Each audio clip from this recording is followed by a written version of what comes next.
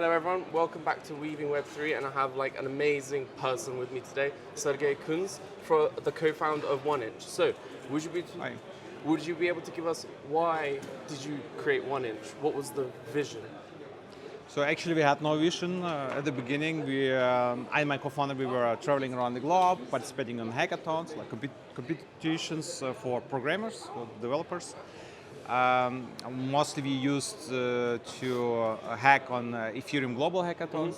So we participated in 1.5 years on 17 hackathons around the globe. Yeah. And one of these hackathons in New York City back in 2019, we came to the idea that it makes sense to combine all liquidity sources on blockchain, on the Ethereum blockchain, to single one by using algorithm to offer the best execution, best quotes, by using kind of aggregation and arbitrage algorithm for this. So we actually built it for ourselves because no one did it before, and it was really a pain in the ass, I would say, to find the right exchange with the right liquidity for the specific token pair.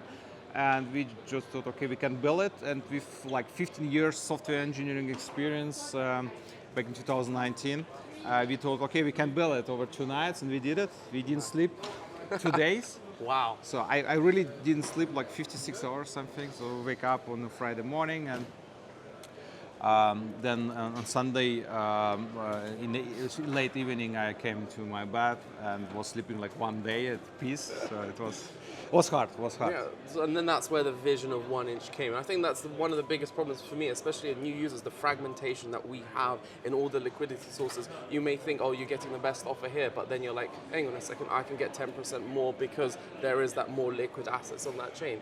So like, why would someone want to use 1inch over like other places that are available? Like, what drives your... These are actually 2 questions. What drives me is the innovation, like what we come with. We try to build new things, to improve things. So recently we launched a new version of our intent-based swap, for example. It's actually solving the problem what you mentioned recently here, that the liquidity is on multiple chains, multiple platforms, also on centralized exchanges. And there's another step forward to combine also cross-platform, not just on one blockchain, multiple liquidity source, but also cross-platform. We are coming with the cross-chain swap very soon. So it makes fun to build things that are used by millions of people. Absolutely. Like as a user, like I use 1inch, and one of my favorite things is I can have like that signing of like 1inch fusion, right?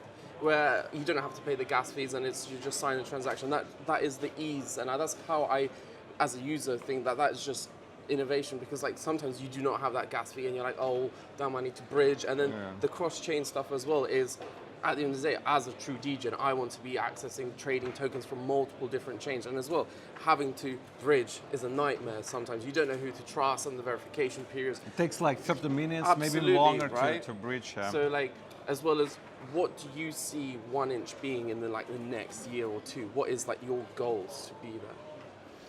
So our general goal is just to improve what we are doing and to come with new solutions for demand and pain what we see on the market. So same here with the cross-chain. So we didn't touch cross-chain before because we had no proper environment for this. Since Fusion and our market makers who are verified market makers, they do KYB with the foundation, and there's AML screening. So we try to introduce also compliant environments. Also one of our goals to introduce also next year one new compliant environment for us in the first step for professional traders and institutionals, because there's a huge demand. And also offering a platform for trading, for example, real-world assets. There are a lot of companies who have a lot of liquidity in such tokenized assets. They generate them, but there's no trading venue where you can trade them properly and you get easy access to it. So this is kind of what we are pushing forward. We get more clarity nowadays in what we can do and what we cannot do in our space in terms of regulation. Like US is different market. They are right now like fighting against DeFi projects, what we have seen now with MetaMask and Yeah. Uniswap. But this is how they are in the US. Normally they fight, and then they get clarity. And then it's like with pinball, you know? You have seen the pinball movie? They first declined, didn't allow it, and then at the end established it properly. Yeah, absolutely. And we're here at ETHCC, and you're bringing like a new product. Would you be able to talk about like the 1-inch card and how does it work? Because I know there's many different types of crypto cards out there. Some of them you have to top up. Is it all decentralized? Are my assets mine, or are they like with a holder or something like that? And how does the whole process work? So the 1-inch card is a partnership story with MasterCard and banks. The idea was not to build it by ourselves, because like it would take maybe multiple years to get there.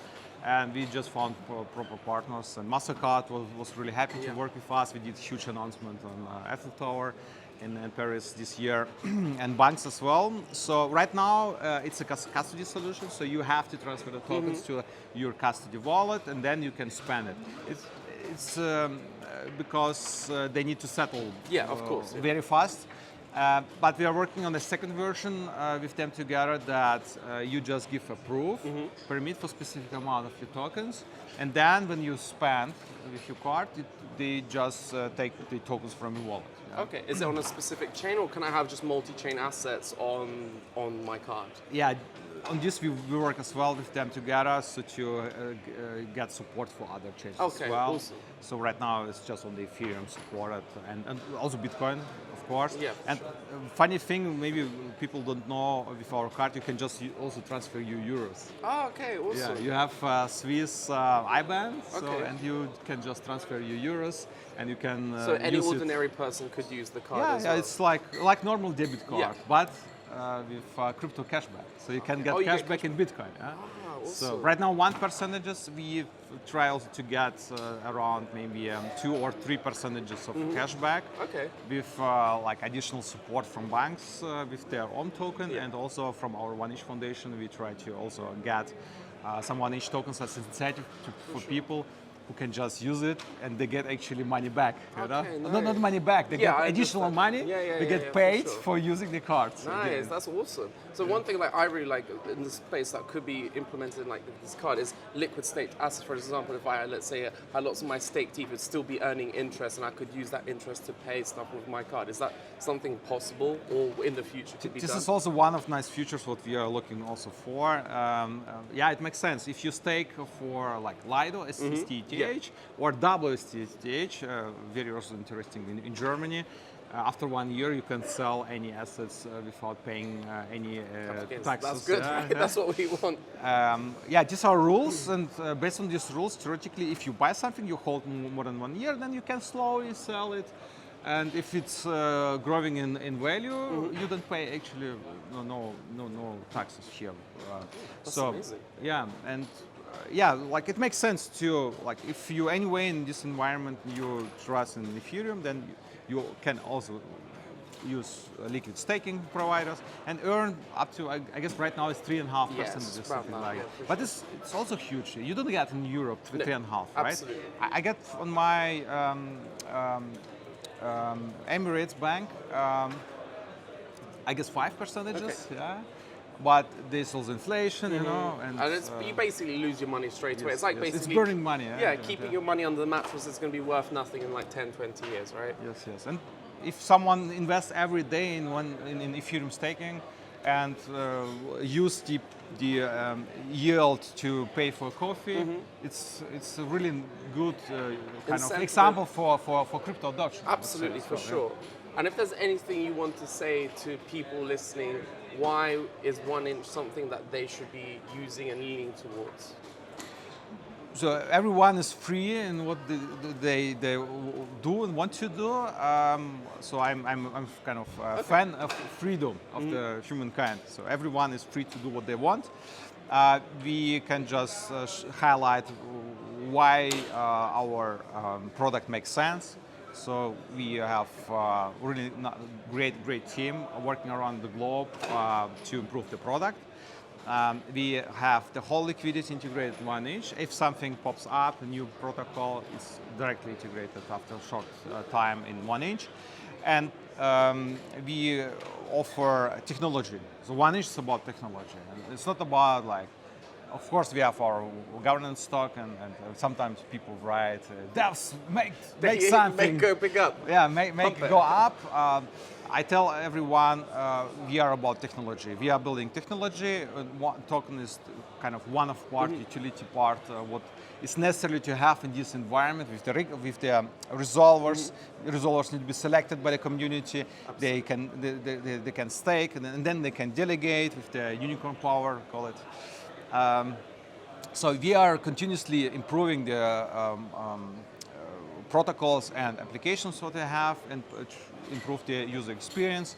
And from our point of view, you get the best user experience, the best execution on the market only on 1inch. Wow, well, that's amazing. So you are building that technology and then you just expect the floodgates to come to you once everyone realizes you guys are the best. Yeah, the thing is, you cannot force the adoption. Yes. You can only build a product, create value, and only when you generate value, how we did it with the first version, because no one did it before. We created value, we created like application where everyone could exchange with better rate, then adoption comes automatically.